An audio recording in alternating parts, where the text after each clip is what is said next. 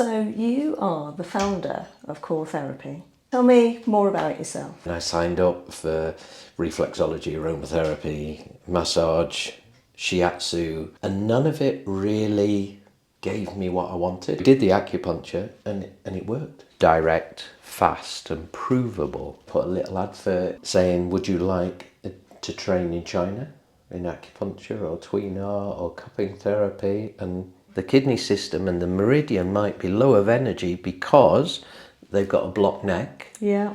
But with core, I think we've stepped another step forward. Some molecules that go through the ethmoid into the front of the brain evaluates it and says, well, that's what I want, and they suddenly become strong. Right. The magnets have a north and a south pole, and you don't know. No. You don't know whether you should have north on you or south on you. What would you say are the 5 top tips for someone to improve their health? Get up, get out of the house, walk. How do we cool our liver? Oh, the best 2 tips for sleep, you're saying, is neck release and look after the liver.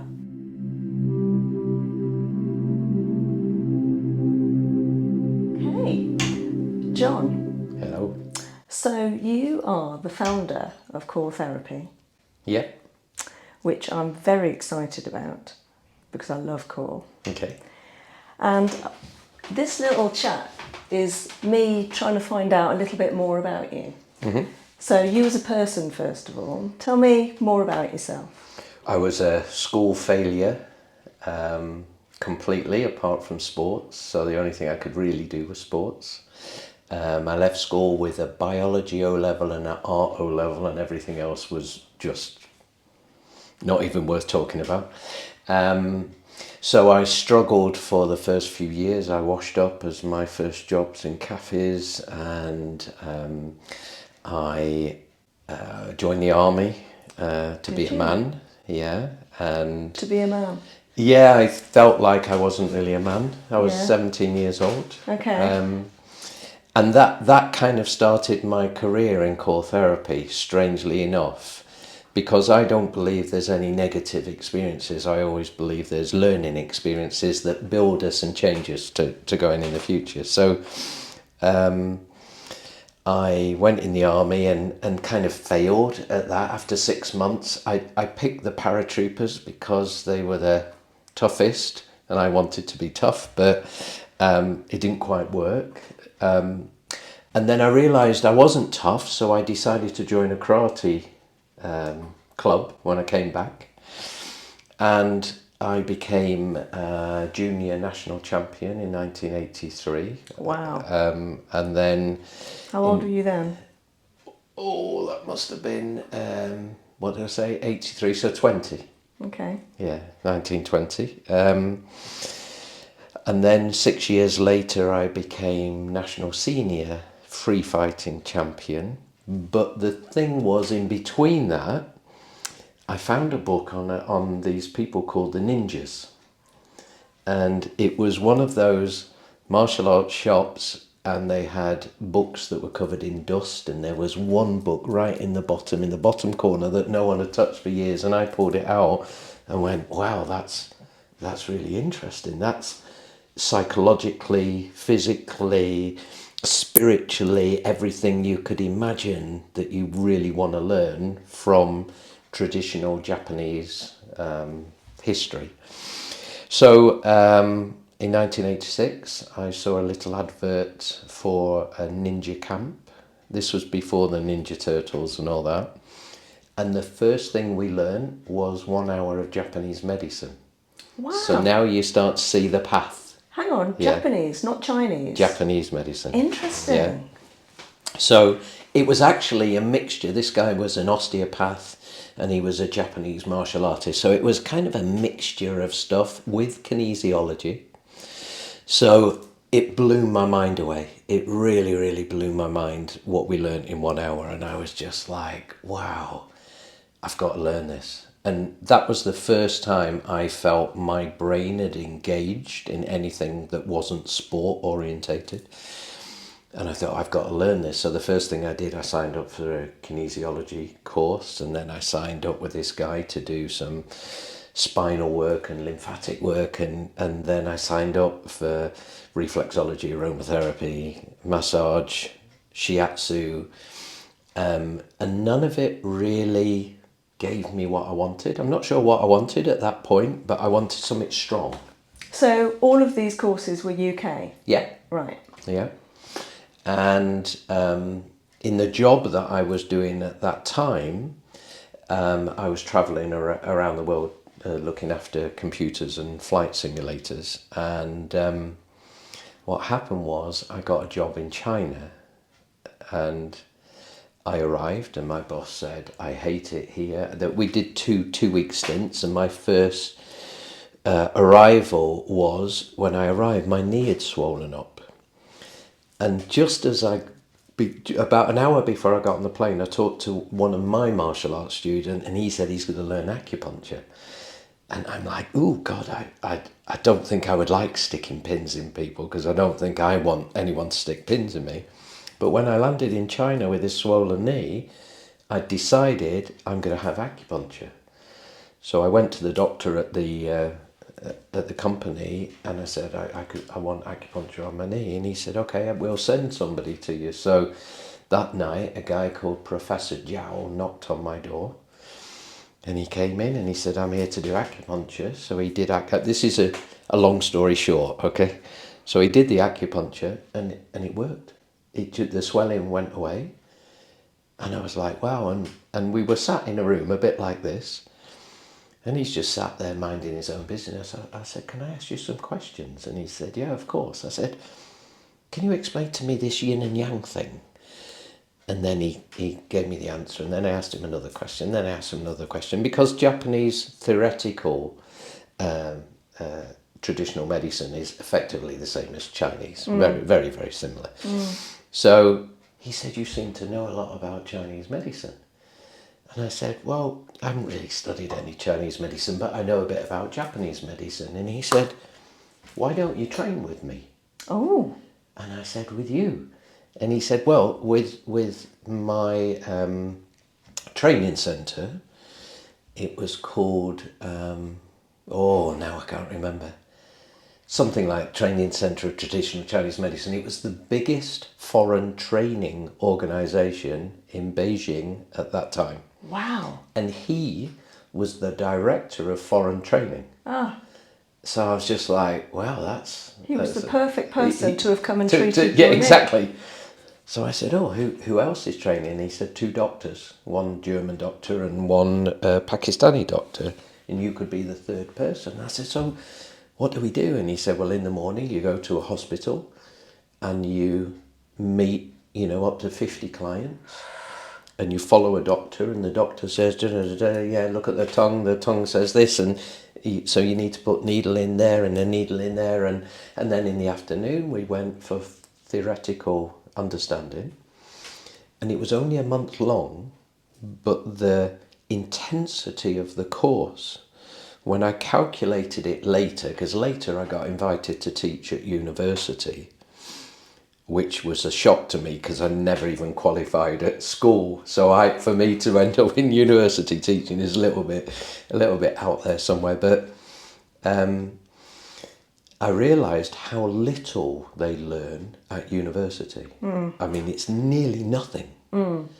And I got invited to teach, and I arrived after they'd had their first 8-week right. schedule, and they didn't know anything about anything. And I'm like, so what have you learned? And they said, well, we're only here for a day a week. Yeah. And the day is kind of a few hours in the day. So the intensity of what I learned was amazing. Yeah. It really, really was amazing. And this guy walked up to the reception desk at the hotel, spoke in Mandarin, turned around, spoke in Mandarin to the professor, and then went out. And I'm like, what's going on here? I said, who was that? And he said, oh, he's an American guy. He runs a college in America, and he brings students out to train at our academy. So I said, oh, that's good. Do you have anyone in England that does that? No, we don't. And I said, would you want somebody in England to do that? And he said, yeah, we would love that. could I do that? And he said, why not? And why not is a lesson I learned also at 19. And it's a brilliant thing to say to someone, why not? Yeah. Because they have to then find an excuse to not go forward Yeah. in life. And I went home, I got on the plane, and I started writing a business plan. I didn't sleep. Normally I would fall asleep. Yeah. But this was like, I just wrote and wrote and wrote and how I could do it and what I could do. Arrived in the UK, I put a little advert in Healthy magazine or something like that, saying, would you like to train in China in acupuncture or Tweenar or cupping therapy? And people started calling me, say, yeah, I'm interested. In China? In China. Right. So I then booked them in the academy, I organised the flights, I went with them. I didn't know you did all this. Yeah, so then that was the process, at the late 90s. And how many people went? Let's say 100. Wow. Yeah, it wasn't massive. So it would, one time it would be 4 people, another time it'd be 16, Yeah. and another time it'd be Okay. 5 people. And did you go over with I them went every time. So I used all of my holidays. And you were still working? I was still working, and I was taking extra holidays and stuff like that. Because when I went, I did more training. So I ended up doing acupuncture, herbal medicine, energy medicine, which was a bit crazy because in the National Health Service of China, there's only one doctor that's allowed to use energy medicine in the whole system. Right. Any other energy practitioners were always outside, but he was the only person that they agreed to. So I spent 5 days with this guy, Lucky. doing 5 animal qigong, and he wanted to build up my chi and make sure my chi was flowing right before he would let me work on people and stuff like that. Wow. So very interesting times, but quite a long time ago now. Yeah. So nearly 30 years. So after that, you gave your job up and created. After that, I came back. So the story goes. Let me try and get this right. I was running a couple of martial arts classes, and I said to the guys, would you like to learn some of what I'm learning? And they all said, yeah, they were great. So I said, right. So I invited the professor to come over and teach. So we did this week's training. And he taught, but the way he taught was he just read out of a book. Okay. So it really wasn't dynamic at all. But when he got you up, he could really show you what the stuff was. So that kind of encouraged me later to say, without being rude, I could probably teach this in a more dynamic way. Okay. And then, so history-wise, I went out to China, I went out to Japan, I went out to Thailand, and then I started combining all of these different things with what I learned in the UK and stuff, which gave us a thing called Oriental Body Balance. Yeah. That was my original business name, but Yeah. it's a bit of a mouthful. Yeah. So, when you hear the words Reiki or reflexology, they're just straight and to the point. So Succinct. I really needed to rebrand at one point, and that's where Core came in, because I truly believe that what we do is work really at the core or the root of what's going on. So we get told so many symptoms by so many people, and it's like if you followed the symptoms, you would just get lost in a maze of trauma, which a lot of doctors do actually. And I go, right, forget that. I want to know where the start of the maze comes from, because that's where we pull them out. Yeah. And that's the Chinese way. it's a mixture. Yeah. Yeah. So the interesting fact is that some years after I was in China, I got invited back to China to teach Chinese medicine to the Chinese, because the Chinese doctors made it so complicated, no one could understand what they were talking about. And in a way, Western medicine is so complicated, nobody quite understands what they're talking about. I mean, we've got Google now, which is fantastic. It educates us. But 20 years ago, you know, doctors would hit you with all these names of drugs and diseases and stuff, and it was overwhelming. So they invited me because they realised my Chinese medicine was a lot more simple than their Chinese medicine, even though we're talking about the same stuff. Because you broke it down. Because I broke it down so I can understand it. And if I can understand it, it must be simple. Therefore, there, have it back. That's it in simple form. And the thing is that most people make therapy and symptoms so unbelievably complicated, and medicine so complicated, that we get lost in a different language. It's like actually listening to Japanese people talk sometimes. And the fact is that we are quite simple. We have simple things that go wrong with the body that then create multiple conditions. And if we get the simple things right and put them back into balance, then all of this stuff around it just disappears. And that's kind of where core comes from. That's the principle of core, is if it works, let's do it, and if it doesn't work, let's forget about it. When I first started to teach Oriental Body Balance, I started teaching right at the start of actually learning, so I was learning and teaching at the same time, which is actually quite good. But it was a 2-year course when I started, and then I thought, no, this is far too long, because you're trying to teach this and this and this and this. Okay. So as I've developed over the last 30 years, the amount I do has got less and less and less, and the success has got more and more and more. Because it's direct, fast and provable.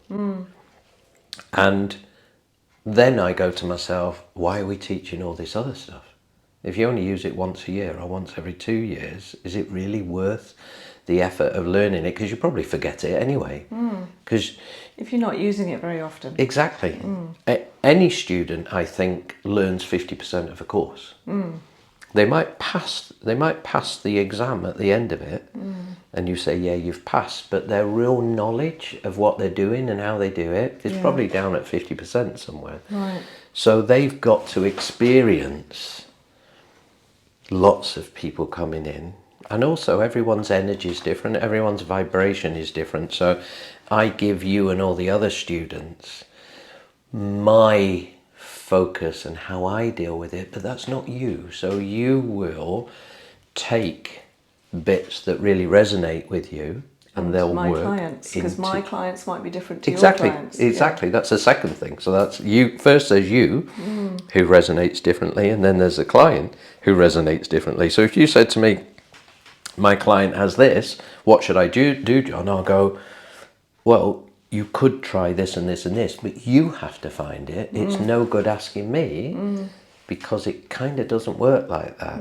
Yeah. Oh, I get that. So when I teach now, the words I write on the board are inspiration and trust. So I'm trying to inspire the student to follow their inspiration about where, because you know what's wrong with me even before we talk about what's wrong with me, and I know what's wrong with you before we talk about it, because we have an innate understanding of energy and vibration and eyes and ears and nose and stuff like that. So I think we know so much about people, but we can't use all of that data, so we delete it down. And then because it gets deleted down, then we lose trust in our intuition.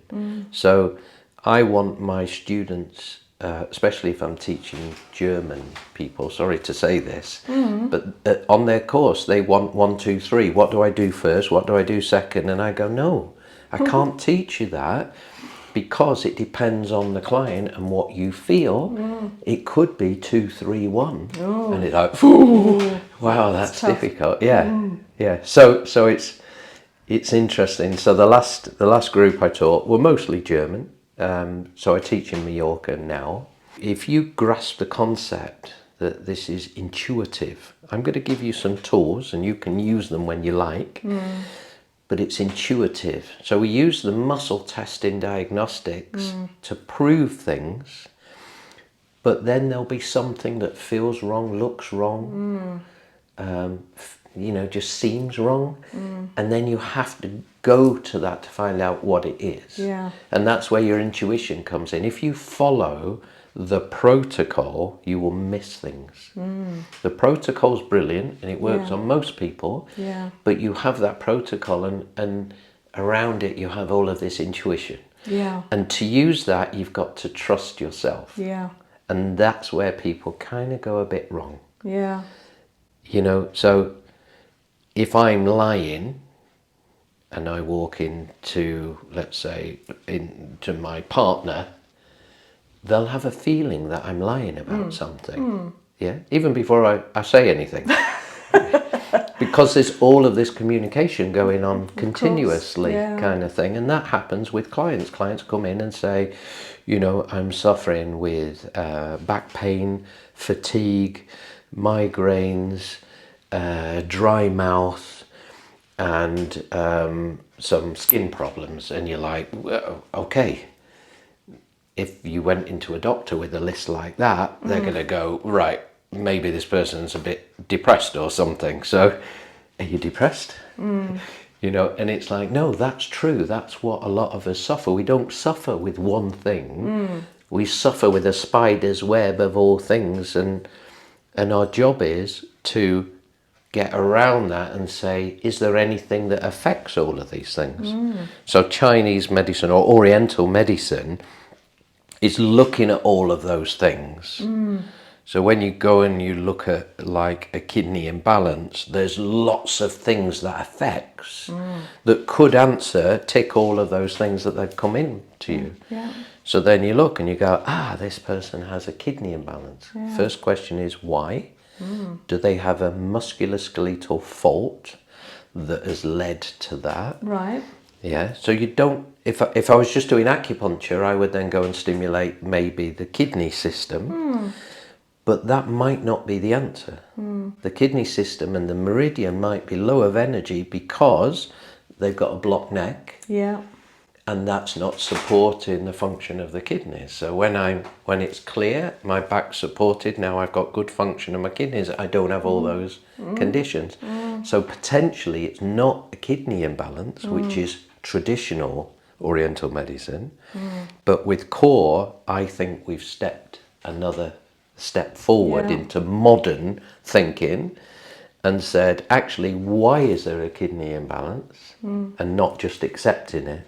So now I often don't do acupuncture first. I might do it third or something because I now trust core to be much more superior. I know that sounds awful, but much more, let's say, successful in a fast way than just using the traditional one. Yeah. And for example, if we take the psoas muscle test, so we press on the legs and we test the psoas muscle and it's weak, I can then go to the acupuncture points and say, are you making this weak? So you press it and the muscle's still weak, and you go on the other side and you press it and the muscle goes 100% strong. So you've experienced this and it's wonderful to see. And that means this acupuncture point didn't work. But in traditional medicine, you would stick a needle in and try and make it work. So you're wasting your time potentially on stuff. And if you've done it on both and it didn't work, then you wouldn't use either. Yeah. That would be a definite waste of time. So it must be somewhere else. So core then says, okay, if it's not the meridian, where is it? So then you get the person to touch points on the body and see if the muscle changes. And if you have a neurologic change, you have proof that that is affecting that. Yeah. And then you go, right, now as a therapist, I know where I need to go. And that's simple. Can I give you an example? Yeah, of course you can. You mentioned about following your intuition, and it's not necessarily the roots in in the protocol. You've got to go out and look Yeah. outside of ABC. Yeah. So on Monday, I had a lot of clients and I treated a lady who I've seen before several times. And I was looking at her notes while she was in the room, and she was lying down ready for me to do the treatment. And I don't know why, but I said to her, we haven't done any kind of trauma release before. Is that something that, you know, would resonate with you today? I don't know why I'm asking you, but... And she said, I can't believe you're asking me that today. And all my hairs have just gone up. She said, on this day a year ago, my neighbour committed suicide, and I knew them very well. They were a good friend. And I've been battling with the anniversary of that all day today. I can't believe you've asked that question. Hit the nail on the head. So she said, yes, do whatever we need to do.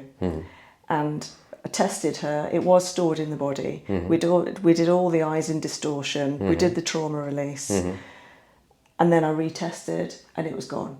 Brilliant. And she had a huge outburst of tears that evening once she'd got home and just felt so much better. She really feels like it was cathartic. Yeah, absolutely. Yeah. And to go into the body, that's stuck in her lungs. So that grief and trauma is stuck in her lungs, which is why she needs to let it out. So in Oriental medicine, grief is connected to the lungs and the lung function. Yeah. So potentially she might have come in with certain lung type conditions where she said, I'm not breathing. Her upper back was absolutely solid. Yeah, blocked. You know, like it's typical. 5-6. Yeah. Yeah. Yeah. So that's really interesting. Yeah. And it's wonderful to hear because it means you're free to listen to that, you know. Intuition. Yeah. Wherever it comes from, who cares where it comes from as long as it comes. Yeah. Because the protocol doesn't necessarily take you through trauma release, does it? It's something you have to think about. Yeah. Like, hang on, all of these tests keep failing. Why do they keep failing? Yeah. And interestingly, I've been working with some nutrition lately. So in my experience, all supplements that I've ever tested and all energy bars and all powders and stuff like that, 80% of them are toxic, so they're bad for the body. And you have to then ask the question of the 20% that's left, are you actually good for the body? So there's two questions. Okay. So how I've been working lately is to say, is this a nutritional problem? And you can ask that directly, very, very quickly. You take a weak muscle. So for example, we do a thing called pitch, where the person activates their stomach and we test the muscle and see if it's strong. And if it's not strong, I get them to smell some supplement. And I want to know if that supplement makes them stronger, because that's the proof. And they're not taking it into the body, they're just having a little bit of a sniff of some molecules that go through the ethmoid into the front of the brain, and then the brain evaluates it and says, well, that's what I want, and they suddenly become strong. Right. And when you see someone go from 10% strength to 100% strength, it's shocking. Yeah, I've seen it. So shocking, and I'm like, wow, I never realized, because I had full belief in the musculoskeletal and organ balance of core therapy. Right. And now this is a bit of an extra thing on top of it, because when they walk out, they're always strong. So generally, in most cases, everybody that leads my practice walks out strong and says, wow, I feel taller, lighter, and focused. Yeah, more aligned. So the alignment is musculoskeletal, it's digestive, it's circulatory, and it's psychologically different. Because when somebody stands differently, they feel differently, and all the hormones change and everything. It's wonderful. But then they might start going downhill if it's based on not being able to absorb their nutrition. Yeah. So you know, there's another level there that I never realized was there before. Okay. I never had a lot of faith. So diet is a wonderful thing, but you need a system that's absorbing it and changes it from food to blood and energy. Yeah, yeah. And if that's not happening, whatever wonderful diet you're on, diet meaning not eating food to lose weight, No. but diet as in general diet, Nutrition. is just going in the toilet. Yeah. So I've realised that there's a good 60-70% of people that need something additional to help their recovery and bring them back in. Assimilation. Yeah, exactly. Yeah, that's the word. We would say spleen energy. So Right. the Orientals believe the spleen transports the food and then transforms it into blood and energy. Yeah. And if the spleen's not strong, then it's just going to disappear. Yeah. And people will say, I don't know why I'm so fatigued. I don't know, what Weak. can I do? Yeah. Yeah. So, and then that becomes a musculoskeletal problem and a sleep problem and a personality problem. And then all of those things are what we describe as chronic fatigue or long COVID. I It's see exactly that. the You same. must see it. Or every day. Yeah. Yeah, every single day. Youngsters Someone will as come well. and say. And the interesting thing is, while we're talking about it, I had a client, an ex-personality, radio, TV personality, and she came and she's had long COVID for a couple of years now, and desperate. You know, she came in, and it's really terrible to say this, but she was just like, she couldn't even sit in the chair properly. Gosh. So she brought in a bag like yours with 30 supplements in. Right. She uses a nutritionist from New York, who apparently is the best in the world, and this nutritionist has been saying, you need some of this, you need to buy some of that, and you need to buy some of that. And I'm like horrified by this because there's no testing done. It's just go and buy this stuff, and not even go and buy it from this company or that company. So for me, everything needs testing. So these 30 items. When you say testing, you're talking about testing to that person. To that person. Yeah. It has to be to that person. And, you know, I couldn't give you, I might say to you, you need some vitamin D to support You need to test me for it. But you have to be tested with the stuff you're going to take.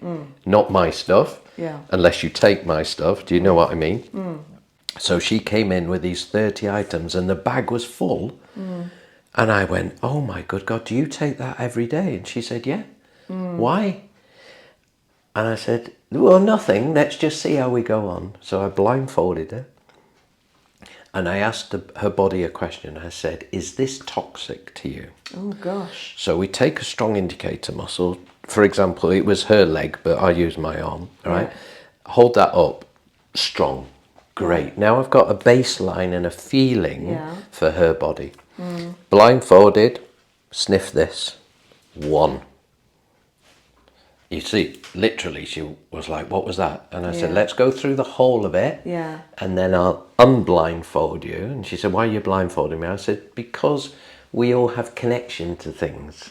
If you spent a lot of money on something, you would try your hardest to prove that it was good for you and stuff. So you're best being blindfolded. Okay. We did everything. She failed something like 22 of these pots she was taking were toxic. And we took them off and she said, I don't know if to laugh or cry. Yeah. She said, because all of that stuff made me feel sick with little sniff. Yeah. And I said, this is something that you should become aware of because you know it makes you sick as soon as you look at it. Yeah. Even the person on the couch being tested knows. Yeah, that's right. Sometimes even before they've done the test, Yeah, they do. They know they're they're going to fail. And that's where we come. Yeah. We come to that point where we actually don't need to push. They just go, oh no, I can't lift my arm. Yeah. Yeah. So with this lady, she was shocked. So she then had something like 8 products left that were not toxic. So 22 are toxic. Yeah. And they go straight in the bin because it's making her sick. Yeah. That left 8. So the question then is this actually good for you? Right. So then we take a weak indicator muscle, so we put her in a position. So let's say the psoas muscle is weak. Yeah. And then we go, smell this product. Does it go stronger? No. Put it to the side. That's Smell this interesting. one. We ended up with, I think it was 5 things she could take That were good for her. that were good for her. Right. She spent £2,000 on all of that stuff. Probably on a regular basis. On a regular basis. Yeah. And she said, I've been sick for years and I've been desperate to get Yeah. past it. Yeah. So people are not necessarily sick. They might have got better, but what they're taking is keeping them sick. It's a shame. It's because poison. How do you know yourself whether it's doing you good or not? You've got to go can't, to someone yeah. who can does test kinesiology. it. Yeah. A fella came into me, chronic fatigue. All right. Looked at him and I thought, doesn't look like he has chronic fatigue. Ah. Yeah, the way he was standing and stuff like that. So Okay. I put him on the bed and did the work. Core therapy, he stood up and he went, wow, I feel good. I said, great, I'm happy. I used to be quite a guru with chronic fatigue because I also suffered with it when I originally started. Did you? Okay. And so I ended up attracting lots of people with chronic fatigue. So he disappeared and a week Do you know later... what that's called? Anti-selection. Yeah, yes. In an insurance world, it's Yeah. called anti-selection. So he came back a week later. I said, how have you gone on? And he said, I was good for a day. And then boom. Right. So this went on 5 weeks. Good for a day. Unbelievable. Stood up. Wow. Feel good. And then he came on the 6th time. And I went, there's something not right here. This is not my... We have an expectation of ourselves, and I expected him to be good You know because you're I doing good know work. I'm doing the right thing, right? I just knew every time he stood up, he was strong guy. And on the 6th time, I said, "Can I just lay there?" So I pulled the guy that used to work with me, one of my old students, and I said, "What am I missing?" I said, I've done everything. He says, have you done this? Have you done this? I said, yeah, I've done that, done that, done that, done that. And he stood there and he said, I don't know. And I looked down and I went, what's in your shoes? And he went, oh, that's me magnets. And I went, oh, God. Inside his shoes, he had some shoe inserts that were all magnets. So I asked my student to test me. So I put my arms up like that. I said, push my arms down, strong. And I stood on the magnets, pushed my arms down, strong. Oh, okay. Turn them over, push my arms down. Complete failure. Turned what over? The magnets? The magnets have a north and a south pole, and you don't know. No. You don't know whether you should have north on you or south on you unless you feel it, No. right? So you can test for this. You can test for everything, absolutely everything. Yeah. So I turned them over and I was weak. And I went, come here. He was laying on the bed, on the couch. I said, come round here. I want to test them on you. And he walked up. I said, put your arms out, hold them up. Strong. Because I'm thinking he's got them upside down. Yeah. Right? Strong. I said, stand on them. And I said, put your arms up. And he went, Oh. I can't. I said, no. Stop being silly now. Yeah. Yeah, put your arms up. And he went, I can't lift them. Right. And I said, wow, that is powerful for him. Yeah. So I said, get off, turn them over. He stood on them. I said, lift your arms up. And he went, I can't. Oh, okay. He left. I did the treatment. He was strong again. He left. He came back next week. I said, how are you feeling? He said, good. 6 weeks later, he changed his business. He left work. He invested in a business. I saw him 6 months later and I said, what's going on? And he said, we've had the best 6 months of our lives. And I went, serious? And he said, yeah, we have the best. I've changed my business, my relationships back on where I want it to be. We are so unbelievably happy. And it all came down to magnet inserts. And he just got rid of them? He just threw them away. Yeah. Because he could feel it. He couldn't even lift his arms up. That's how much impact Look how they have. bespoke that is. So Yeah. you were okay one direction. Yeah. not the other, Yeah. and he just couldn't Yeah. tolerate them. Yeah. How many people? I test all of these bracelets on people. I test all of these golf things that they wear because it makes your golf swing better. What a load of rubbish. Right. Utter rubbish. Yeah. So I just say to people, you want to test it?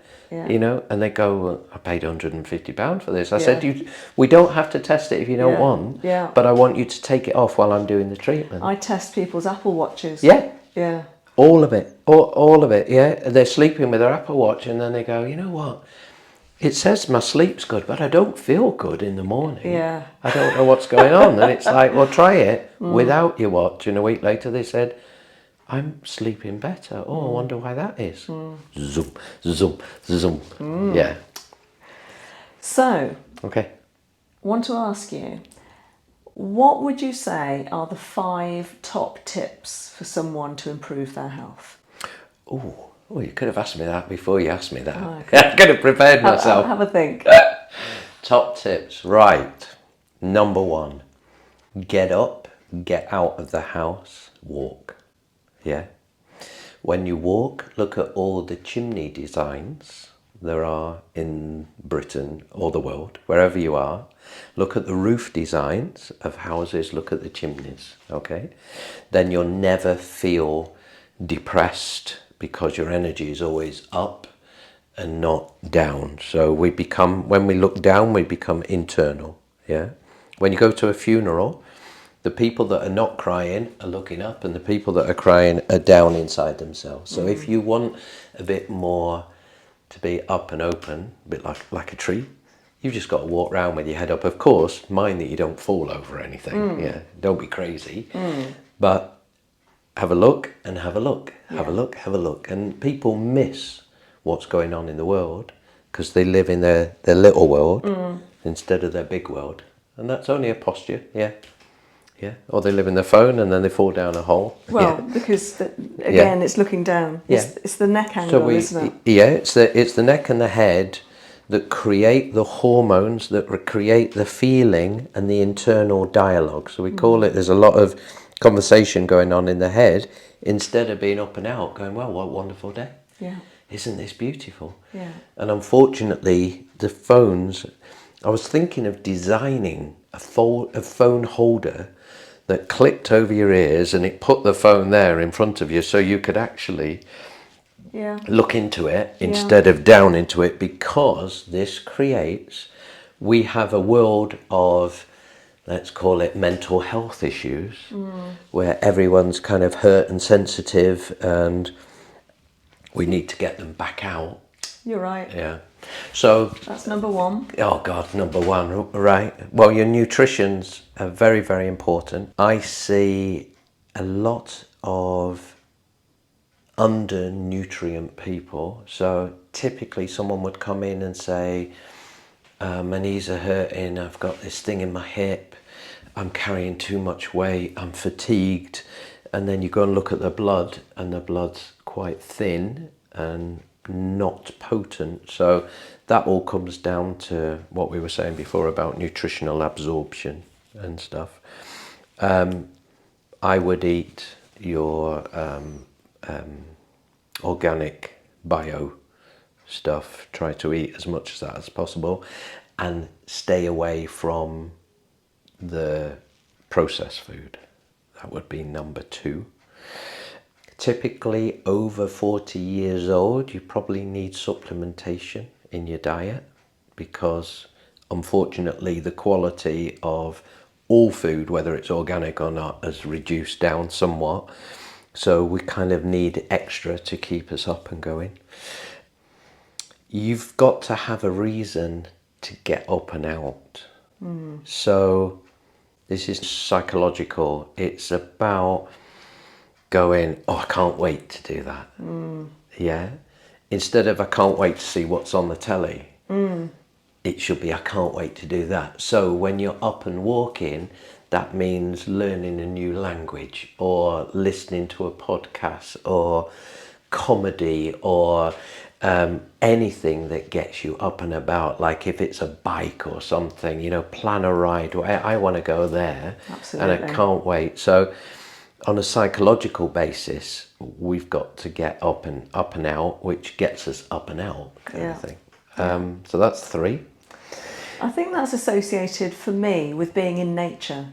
I think Totally. being amongst nature, trees, the sea, whatever it is, has got to be part of that up and out. Yeah, that's another reason. Yeah. I live in the mountains in Mallorca, and they're green, strangely enough, for such a hot place. Just pure pine trees the whole year long. Amazing. And within 5 minutes, I can't see houses. Yeah. And this is the most beautiful thing in the world. Yeah. You know, because suddenly you've left stressed. the vibration. So everything in life has a vibration. Everything within us has a vibration. And you leave that vibration as soon as you step into nature, it's gone, and suddenly it's, wow, what happened? And then it's down, the resonance is down, which is kind of where health is. Yeah. I think my experience of quite a lot of illness comes from our education that we need to be successful. We need to earn this money. We need to achieve this. I need to achieve that, and we need to get to this. Yeah, but it's not necessarily acknowledgement. I would say all your listeners should ask themselves, what's enough? When it comes to money, what's enough? You know? So I often say to someone, so you've got a roof over your head, yeah? And your fridge is full of food, yeah? And your family's healthy, yeah? So what's your problem? Where's all of that fear coming from? And suddenly they'll start to go into this, well, my dad expected me to reach this level and to achieve this. And typically number 5 would be meditation. And you're going to ask me, do I ever meditate? And the answer is no. But I do, but I don't do it in the traditional way. No, in your I can't. own way. Yeah, I can't. We can all meditate. I can meditate. I can put the football on a Sunday and meditate in the football, because it's so boring. You kind of start to, you know, and yeah, and so for me, I think meditation has so many different vibes for different people. You know, going to do your yogas like meditation, or, you know, going for a walk, like we said, is a pure meditation. It's wonderful. Lovely, good tips. Yeah, and I go and look at the sea, and I'll sit there and I will watch the energy of the sea. Talks to me a lot. You live near the sea, whether you're here or abroad. That's right. That's right. I've lived next to the sea my whole life, and you just just watch it. The movement, the light on it. Oh, it's beautiful. Yeah. It's an orchestra of feeling and vibration. Yeah. You know, so we have an orchestra inside us that the liver's kind of doing this very slow vibration to be alive, and the lungs are going. So it's like sitting in the middle of an orchestra with all these different strings and wind and everything playing. It's almost like you're in the body. Yeah, and then we have that outside. So we have that outside and inside. I love that. Yeah, it's beautiful, really beautiful. And you're somewhere. Yeah. Your spirit consciousness is somewhere in all of that. Beautiful music. I hear that the liver likes being cool. Is that right? It's better that the liver stays cool, because if the liver gets hot, the heat rises and will give you red eyes and start to poke you until you're annoyed. So you become annoyed and angry and frustrated and bitter. All of these tension things is we call liver yang. Yang is heat. Liver yang rising brings forward this, you know, why are you parking your car there? That's my parking space. Or what's your shoes doing there? So how do we cool our liver? The best way that your parents cooled your liver was they went shh. Because that's effectively the sound that the liver likes. This shh. So a water The water stream is constantly going shh. Oh, how lovely. So that can settle that. So from core therapy, we would ask, what's causing this liver? Is there a blockage in your spine between 8 and 10, for example, or is your pelvis, you could have a sacroiliac strain that causes the liver to get a bit stuck, and when it gets stuck, it gets hot because it shouldn't be stuck, and then it starts to get angry. So we could stimulate some acupressure, acupuncture points, or we would realign things, and it should just flow.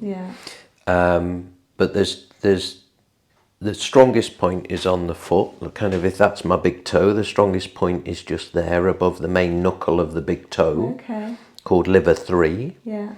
And that helps to pull this heat down. So it's very good for headaches and stuff. So especially eye headaches, migraine, side headaches, they're always gallbladder, liver things. So we need to get that energy right down. So the strongest points are the furthest points away from the body. So that's a very good way of... Nice to know. Yeah. And that will affect your sleep. Well, that was my next question, which might be my last question. Okay. For someone with sleep issues, because I get a lot of clients with all different kinds of sleep problems, what would you advise? Well, it's primarily a liver thing. So the liver's the spirit of the liver. So in Chinese medicine, you have spirits in your liver, and you have the psychological thinking style, so the anger and stuff like that. So the spirit in the liver is meant to leave the body while you sleep, and then it kind of comes back. It goes on some transcendental journey to learn things, and then it comes back. So if the liver's a bit stuck, it gets irritated and it will talk to you. So about 2 o'clock in the morning on average, it will say, hello, hello, hello, I need you to wake up because I need you to think about this. And then suddenly you're laying there in bed and your eyes are open and you can see things, you can hear things, so all your senses are up. So when you have a normal sleep, your senses are off. You can hear things and just stay asleep. Someone switches a light on, you just stay asleep because they're off. That means that this liver's really calm and disappeared. So it's not interested. So some people sleep like a rock. So when it's blocked, our senses come up and we sleep just below the sense. So any second, we might just suddenly come up and be back. What's going on? And it's an internal talk. Then there's the heart. So the liver and the heart are all about blood movement. So I don't know if you know, but the liver swells up at night with blood to clean it. So that's its job, whether it's Western medicine or Eastern medicine, its job is to try and detoxify.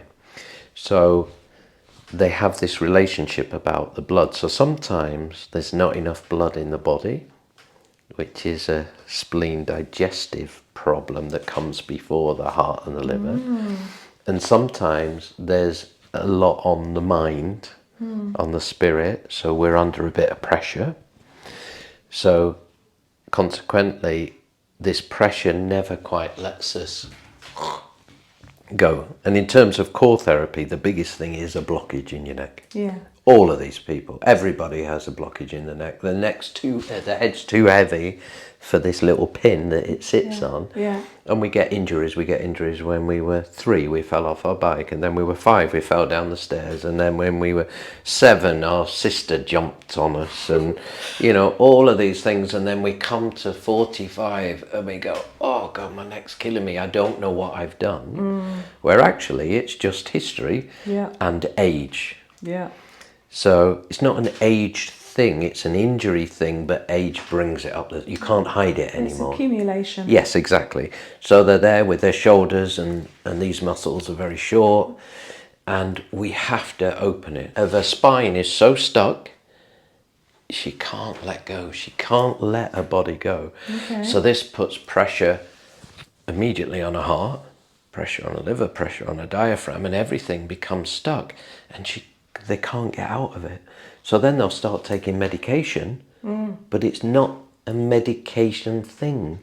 That's then to try and force the head to sleep. Yeah. Everyone will sleep, but they'll sleep an exhausted sleep Yeah. instead of a recharging sleep. Refreshing Yeah. sleep. Yeah.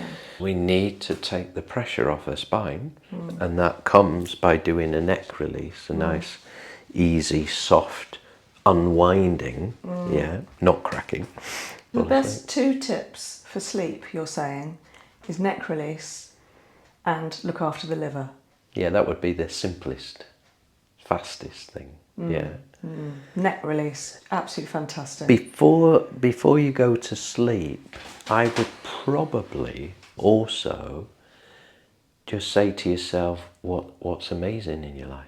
Oh, that's nice. Yeah, really. Who made me smile today? Who, what's that? Most people we see do not appreciate what they have and what they've got. They only have an unappreciation. And this creates liver pressure. Yeah, so this is pressure, a bit like the dad thing, the expectation to go for more. And unfortunately, our world is full of marketing that's directly in your face and said, you look at this wonderful telly, it's amazing, it's got this and it's that, and your brain's going, maybe I should get that. But when you buy a new telly, you'll find that it's no different from your old telly. It still shows the same programs, but it might be a bit bigger. And after 1 month, it will have no resonance to you at all. Okay. So then we chase material stuff to try to make us feel better, where actually when you look behind you and you see what life you've led and what stories you've got and stuff like that, you go, do you know what, I should write a book. And we all should write a book, because so much comes out. I think everyone's got a story to tell. Yeah, totally. I think people are absolutely fascinating. Yeah. I love listening to people. Yeah. And everyone's accomplished. Yeah. Whatever it is. You're 100% right. Nobody's better than anybody at anything. We just have kind of slightly different skills or different experiences and stuff like that. We've all come from different origins. I love people coming in and I go, so who are you? Yeah. Tell me about yourself. And I try to teach that to my kids, that you should ask questions. Because if you ask questions, it means you're interested in what someone's got to tell you. And if you don't ask questions, you're not interested. And then they don't really, there's no contact there. There's no opening up. No, yeah. So ask people any questions. Sit on the bus, and say, I'll say, I like your jacket. Where did you get that from? Kind of thing. As long as you're not being a weirdo, but and so many people, because of society the way it is, they've lost communication. Yeah. Because we're in our phone. Yeah. Yeah, or we're in our TV, or we're in our home. We're nervous to communicate. Yeah, exactly. So. Yeah, good. Lovely. Well, thank you very much for being here today, letting me interview you, ask you a few questions. Anytime. It's been absolutely fascinating. Okay, good. I have a lot more to say if you want. No, I'm joking. Okay, later. Another Tomorrow. time. Yeah. Thanks, John.